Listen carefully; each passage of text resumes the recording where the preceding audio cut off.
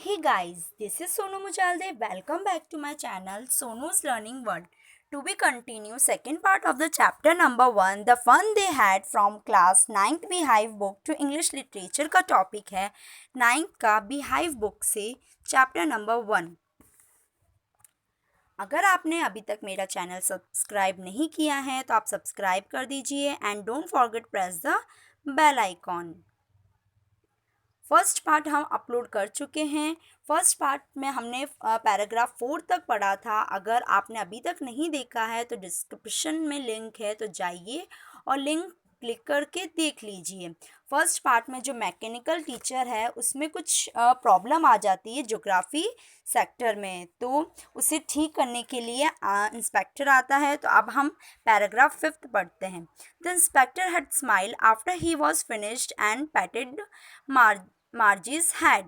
जो इंस्पेक्टर है वो स्माइल करता है अपना काम फिनिश करके, और मतलब चेक करता है कि क्या हुआ था, और वो मार्जी के सर के ऊपर पैटेड करता है, हाथ फेरता है। He said to her mother, और वो मार्जी की मदर को कहता है, it's not the little girl's fault, ये छोटी गर्ल की गलती नहीं है Mrs Jones. I think the geography sector has geared a little too quick. मुझे शायद ऐसा लगता है कि शायद कुछ प्रॉब्लम आ गई थी, कुछ स्टैंडर्ड में, उसके ज्योग्राफी सेक्टर के स्टैंडर्ड में कुछ प्रॉब्लम आ गई थी। दोज थिंग्स हैपन समटाइम्स, और ये सारी चीज़ें कभी कभी होती रहती है। I have slowed it up an average 10 year level, और मैंने इसे स्लो कर दिया है 10 साल के एवरेज पे, उसके लेवल के 10 साल के लेवल पे उसे धीरे कर दिया। Actually the overall pattern of her progress is quite satisfactory. शायद मुझे ऐसा लग रहा है कि ये जो पैटर्न है वो प्रोग्रेस कर रहा होगा, इस वजह से उसमें कुछ रुकावट आई है। And he patted Margie's head again, और फिर से वो मार्जी के सर के ऊपर हाथ थपथपाता है। मार्जी वॉज डिसअपॉइंटेड, अब मार्जी थोड़ी दुखी है।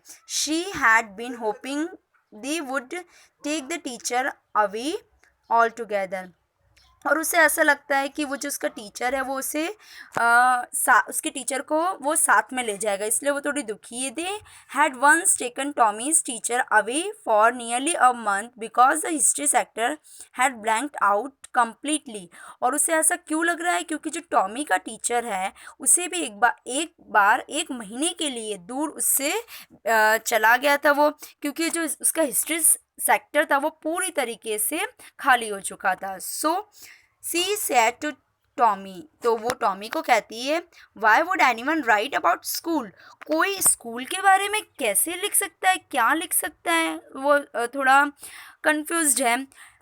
ये था पैराग्राफ 5। इसमें आपको समझ में आ गया होगा कि जो इंस्पेक्टर होता है वो आता है और मार्जी के सर पे हाथ फेरता है, और उसकी मदर को कहता है कि उसकी कोई गलती नहीं थी, शायद इसका जो ज्योग्राफी सेक्टर है वो ख़राब हो गया, और उसे ठीक करता है। और इससे मार्जी को ऐसा लगता है कि शायद जो उसका कंप्यूटर है वो भी जो इंस्पेक्टर है वो उससे साथ में लेके चला जाएगा।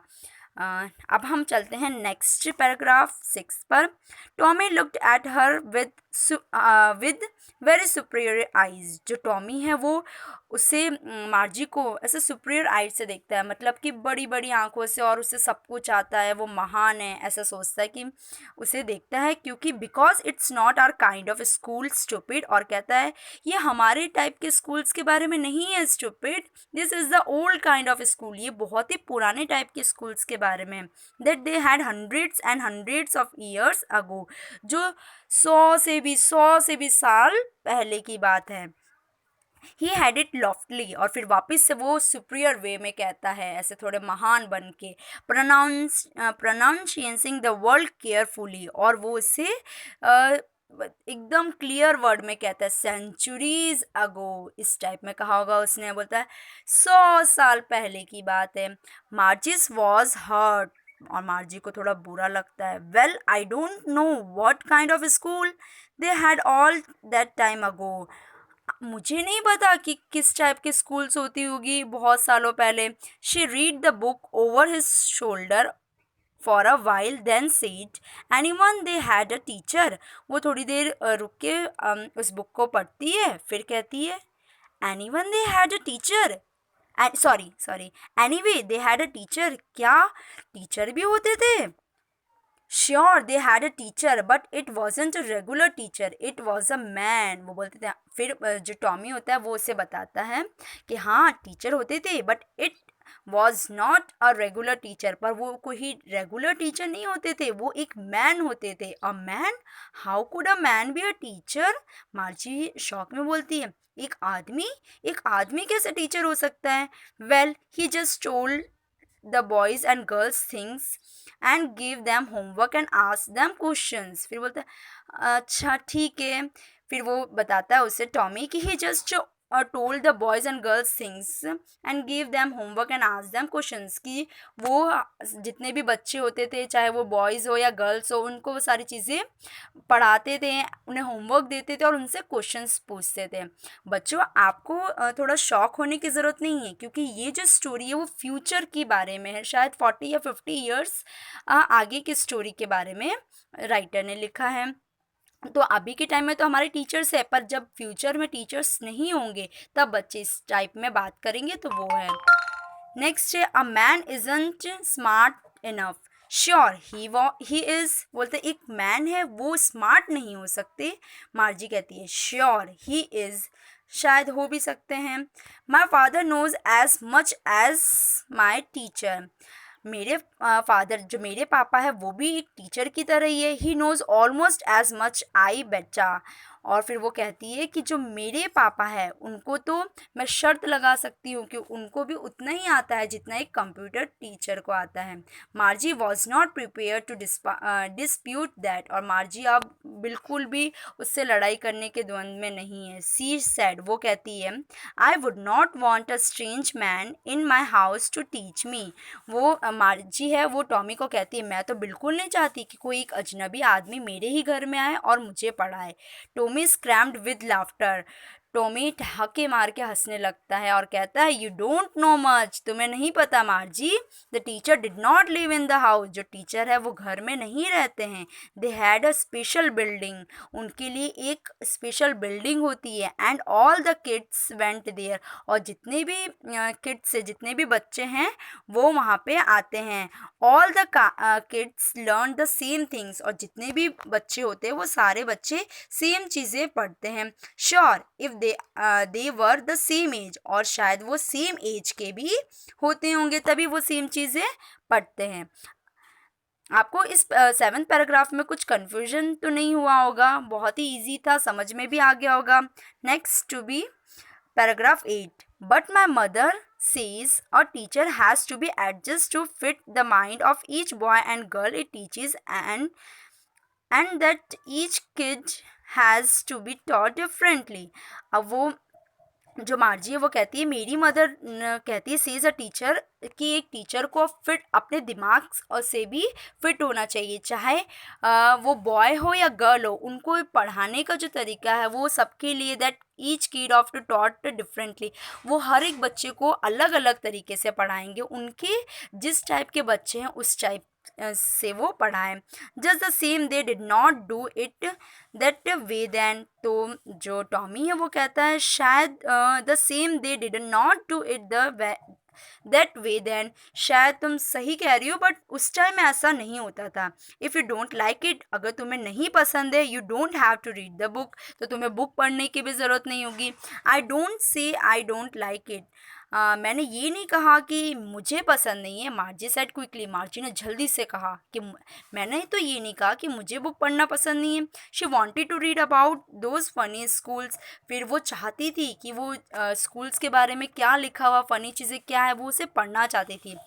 दे were not have sorry they were not even half finished when Margie's mother call Margie school, फिर उन्होंने आधा ही पेज या थोड़ी ही लाइन नहीं पढ़ी थी कि मार्जी की मदर ने उसे बुला दिया और बोला, मार्जी स्कूल का टाइम हो गया है।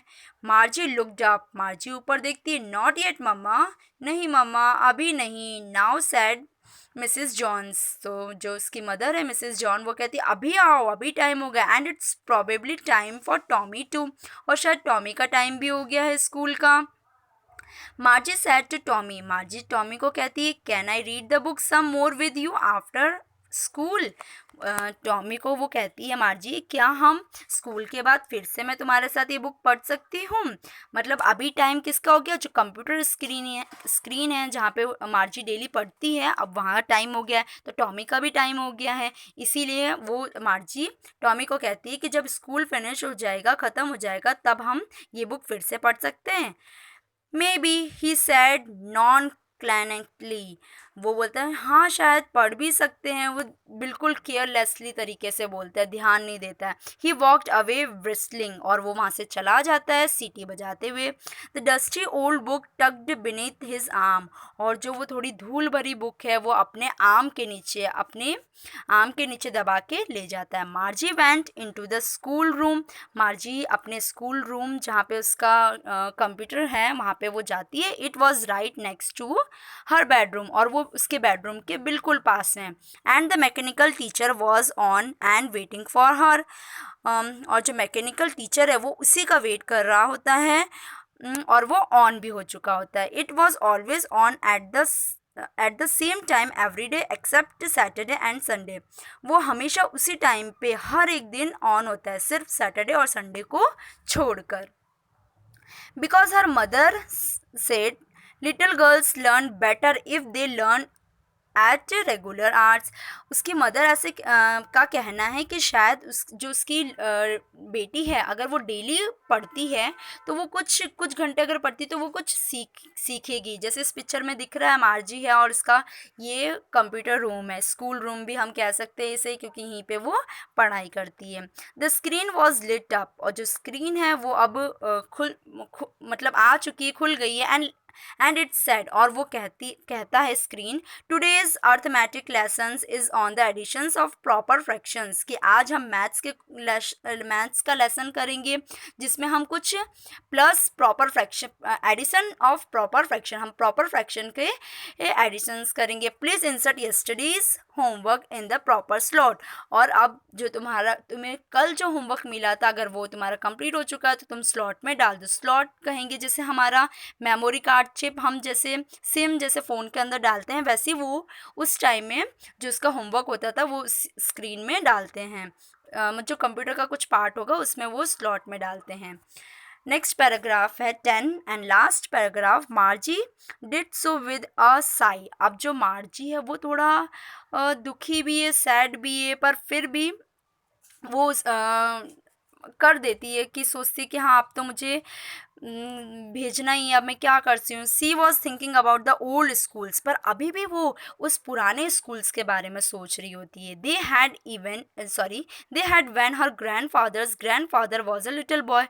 और वो सोचती है कि जब मेरे दादा के दादाजी जब छोटा बच्चे थे या लड़के थे, all the kids from the whole neighbourhood came, तो जितने भी बच्चे होते थे वो सब आस पड़ोस वाले सब आते थे। लाफिंग एंड शाउटिंग, हंसते होंगे, चिल्लाते होंगे। इन द स्कूल यार्ड, जो स्कूल का मैदान होगा वहाँ पे। Sitting all together in the school room, और वो शायद सब लोग साथ में मिलकर बैठते होंगे स्कूल रूम में। Going home all together at the end of the school, और जैसे ही स्कूल ख़त्म होता होगा तो वो सब साथ में जाते होंगे। They learn the same things, और वो सारे चीज़ें एक ही चीज़ सब लोग सीखते थे। So they could help one another with the homework and talk about it, और शायद वो एक दूसरे के हेल्प भी करते थे, किसमें? होमवर्क करने में। एंड टॉक अबाउट इट, और एक दूसरे से वो बातें भी करते होंगे। And the teachers were people, और जो टीचर्स थे वो पीपल की तरह होंगे। वो इतना सोच ही रही होती है कि जो टीचर्स होंगे वो भी पीपल्स होते होंगे, लोग होते होंगे, इंसान होते होंगे। पर अभी जब वो पढ़ रही है, जो टीचर है वो उसके कंप्यूटर है, इतना वो सोच ही रही होती है। अचानक से the mechanical teacher was flashing on the screen, जो मैकेनिकल टीचर है उसकी स्क्रीन पे आ जाता है। When we add fractions half and 1/4 की क्वेश्चन आ जाता है फ्रैक्शन का। मैकेनिकल टीचर फ्लैश करता है स्क्रीन पे और लिखता है अब ऐड करो 1/2 एंड 1/4 का, और सब कुछ आगे लाइंस लिखी होती है। Margie was thinking about how the kid must have loved it in the old days. मार्जी अभी तक वही सोच रही होती है कि जब छोटे बच्चे होंगे वो कितना प्यार करते होंगे उन डेज़ को, पुराने दिनों को। She was thinking about the fun they had, और यही जो चीज़ है वो सोच रही है, यही उसके लिए फ़न है जो उसने सोचा है। ये था हमारा चैप्टर नंबर 1 क्लास 9 का। अगर आपको पसंद आया हो तो आप इसे लाइक कर सकते हैं, शेयर कर सकते हैं और मेरा चैनल सब्सक्राइब करना ना भूलें। So this is all about the second part of the chapter. अब नेक्स्ट पार्ट में हम क्वेश्चन आंसर्स करेंगे। आप हमारे चैनल के साथ बने रहिए। जय हिंद, धन्यवाद।